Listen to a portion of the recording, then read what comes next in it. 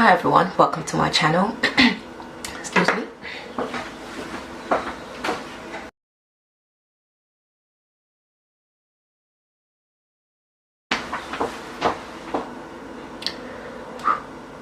Hi everyone, welcome to my channel. Hope you're doing well.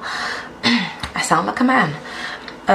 Today I'm going to be reviewing the NYX Stay Matte But Not Flat foundation, and I picked this up I think at Boots, so it's quite a reasonably affordable foundation.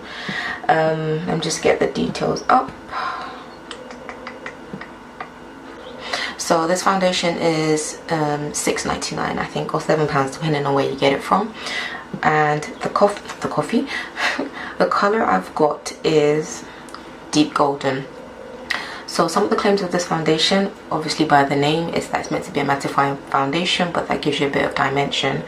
It also says on the tube itself that it's oil free, water based, full coverage, mineral enriched, and gives you a matte finish, as I've said. So I'm just going to read the description of the website just so I don't miss anything. So it says, Stay Matte But Not Flat liquid foundation provides full coverage with a mineral enriched matte finish. The oil free and water based formula is perfect whether you are in the studio or out and about all day. So it doesn't claim to have any kind of SPF protection in it from what I can see. Yeah, and so that's about it. So it's going to be a very quick intro to this, and I've heard about this. I've heard mixed reviews. So I think the majority of the reviews I've seen all say it's doesn't necessarily stay matte for too long, or that it gets patchy or clings onto your dry areas. I have normal to combination skin, so the perimeter of my face is normal, the T-zone is oily, and I always use a mattifying primer. So today I've already moisturized and primed my face. I use my normal primer every day. I try to keep the same primer when I'm doing foundation reviews. I do experiment outside of this though. So the normal primer that I use is my W7 Primagic primer, which is a silicone based primer. It's the very well known dupe for the Smashbox Photo Finish primer. So I'm going to be doing this demo with a brush and a sponge. So my sponge of choice is my Brushworks sponge, and my brush of choice is my Zoeva Dupe Defined Buffer brush. And I'm just going to apply, hopefully, so I'm going to apply the same amount. Because it says it's full coverage, I'm going to apply about a pea-size amount to the center of my face, up to one side of my face, and hopefully do the same thing on the other side. So I'm not sure, I hope that's enough. So the consistency is quite thick, as you can see. It's not moving, and I think I got a really good shade match, I hope. I hate it when I have to mix foundation, but it's one of those things that you get used to after a while anyway.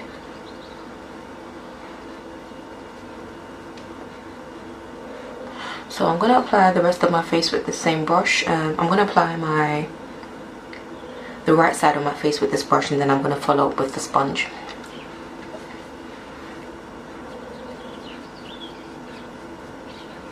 And one issue that I always have with foundation is that it settles into my smile lines. So I'm not too fussed about it going oily. You can always kind of solve that with a bit of powder or just blotting paper. But I don't necessarily like it when my foundation sinks into my smile lines.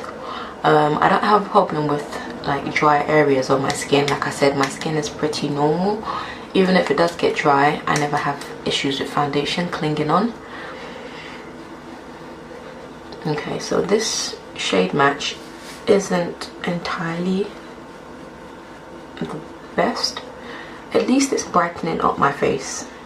I'd rather go lighter than go darker, I suppose, with foundation. So it's not applying smoothly. It's not applying as smoothly as my other foundations, like my Maybelline. Most of my Maybelline foundations apply very smoothly. It's kind of not dragging a bit, but the thing is, it's disappearing into my skin as I'm working it into my skin with this brush, but it's not like gliding onto my skin. So that's another thing to bear in mind. So this foundation is definitely, it looks very much, it looks a lot more yellow on camera than it does in person. In person it looks like it's just a hair darker, than a hair lighter than my skin tone. So I'm gonna go in with this sponge, and it's taking it off again. This same sponge did the same thing with my L'Oreal what do you call it, stick foundation, so I'm hoping it doesn't do that.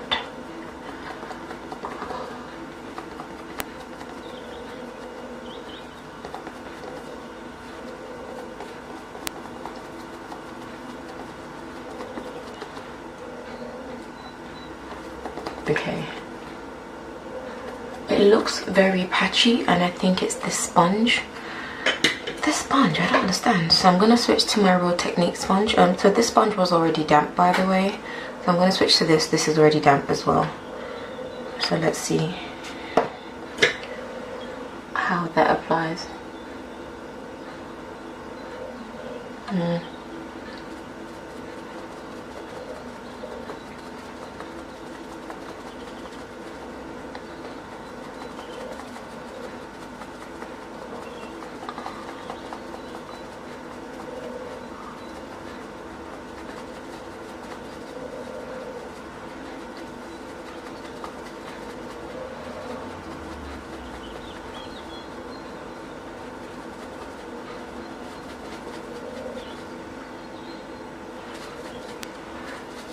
As you can see, I don't know if you can pick this, if the camera is picking this up, but this side is quite patchy, and I don't know if it's because the foundation's dried down really quickly or what.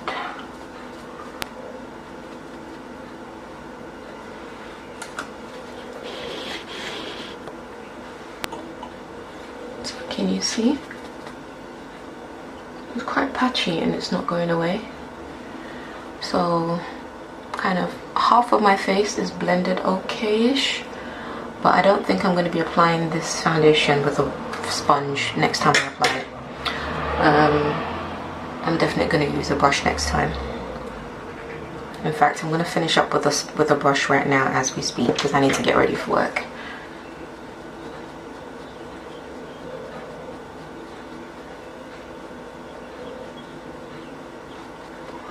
So I wouldn't quite say that it's full coverage, because you can see some of my scars peeking through there.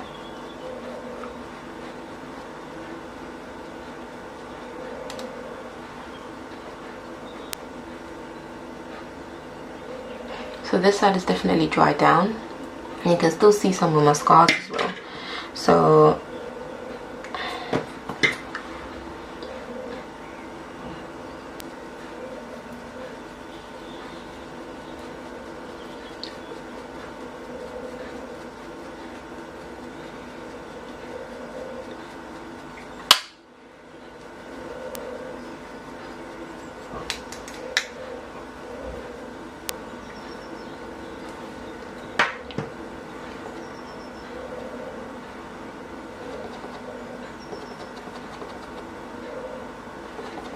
okay, so bouncing the sponge on my skin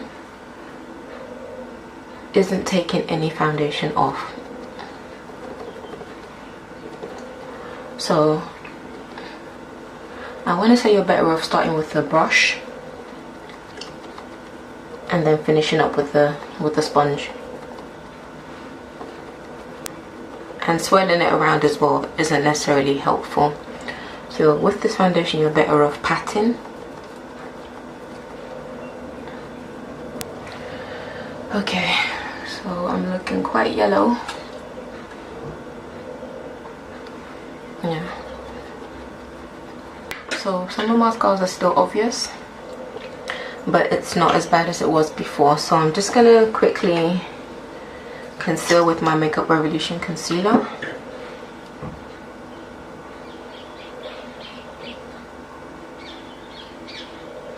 The other alternative is to wait for this foundation to dry down and then add another layer, but I don't have patience for that. So I'm just going to conceal. Next I'm going to use my new favorite concealer. So next I'm going to use my new favorite concealer, and that is my Makeup Revolution Pro Concealer in F12 for my under eye.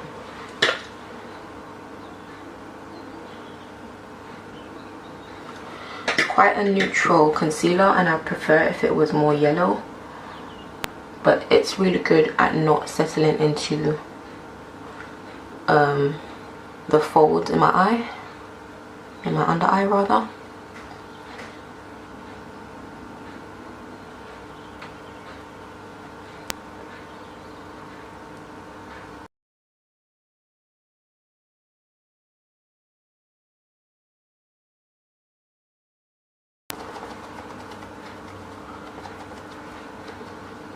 What I look like so far. I'm going to finish up the rest of my face and then come back.